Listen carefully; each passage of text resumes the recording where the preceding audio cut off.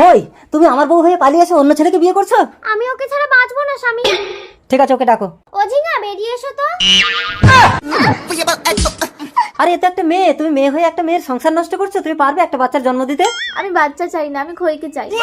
ঠিক আছে খই, তুমি ওকে সঙ্গে নিয়ে বাড়ি চলো। যেতে পারি, আমাদের একটা আলাদা রুম দিতে হবে। খই সবসময় আমার কাছে ঘুমাবে। আচ্ছা ঠিক আছে, আমি না হয় কোলবালি জড়িয়ে ঘুমাবো। চলো বাড়ি চলো। এসো, তোমরা দুজন এই রুমে থাকবে আর আমি এই রুমে থাকবো।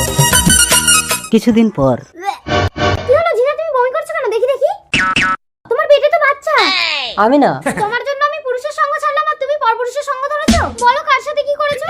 বলবে না তো? আমি ল্যাংড়া বাবার কাছে গিয়ে কালো জাদু করে সব জেনে নেব। ওই না বাবা, আমার বউ চলে গেছে। তোমাকে এত টাকা দিলাম, আমার বউকে আনতে পারলে না? এই কচু, কচু না, সবাই আমাকে কচু দা বলে ডাকে। আমি সাধু হয়েছি কেন বলতো? কেন? আমার বউ চলে গেছে বলে। আজ থেকে পিস্তল ছেড়ে দুজনে মিলে সাধু ব্যবসা করবো। আরে মাটিতে শুচ্ছ কেন? তুমি আমার বুকে সব সুন্দরী। কি সমস্যা বালিকে? চলো।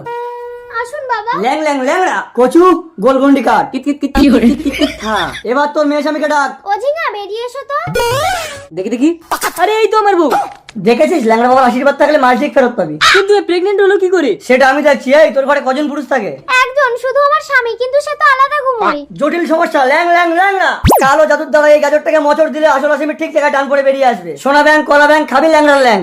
ল্যাংড়া বাবা মোচড় দিও না, লাগে লাগে লাগে। আমি কি জানি, তোমাকে ঘুম পাড়িয়ে দিয়ে ঝিঙা প্রতি রাতে আমার কাছে চলে আসতো।